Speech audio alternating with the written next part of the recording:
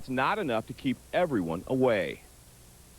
No, I've never been in the caves. We always thought about it, so I know it crosses kids' minds, but never went forward with it. When Adam Kinsell heard several teens were trapped in the caves on Plato Boulevard, he had to come down and see what was going on in person. And I know a lot of kids, and I know a lot of kids around here running around. And I was a kid once myself, and I mentored some kids, and just kind of curious to see if it's them. You know, I'm praying that it's not them. The teens were in a cave like this one. You can see graffiti and burn marks on the cave walls and broken bottles on the floor of the cave. Neighbors say the caves are a popular spot for young people to come and party. It's a hideout.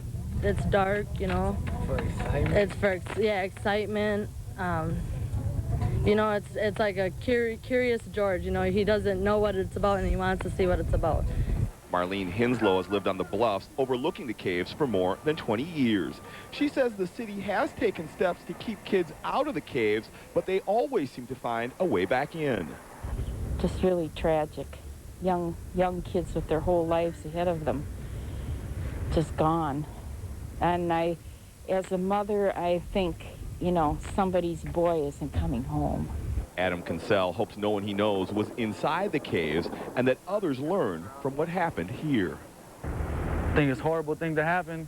I think it's a big eye-opener for kids around here thinking about going in the caves. They shouldn't think twice about it. Now, the city of St. Paul actually filled in the entrances to several caves a couple of weeks ago after a fire broke out in one of the caves, but those city workers say when they came back the very next day, they saw the kids had already burrowed their way back in. Reporting live in St. Paul, Maury Glover, Fox 9 News. Fire investigators are calling a blaze in St. Paul an accident. But it had some very serious consequences. The fire broke out late this morning. 2 children were taken to Regions Hospital with non-life-threatening injuries. A 3-year-old had superficial burns, and a 7-month-old was treated for smoke inhalation. An adult was also taken to the hospital. Police think smoldering ashes from smoking opium led to the fire. And then I heard that there may be a baby inside, which there was, and it was just horrible when I seen him being carried out and put in the ambulance. He was laying in the fireman's arms, kind of with his eyes closed, and his arms were kind of like that. They said he was in critical condition, and I'm just praying that he's going to be okay.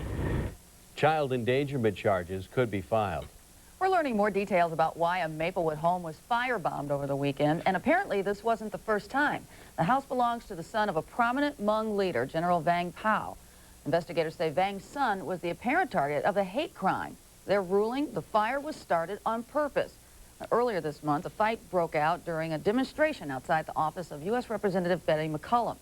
About 400 people were there protesting McCollum's bill to normalize trade relations with Laos. Other incidents include gunshots at the home of the general's translator and a brick being thrown through the window of a Lao family.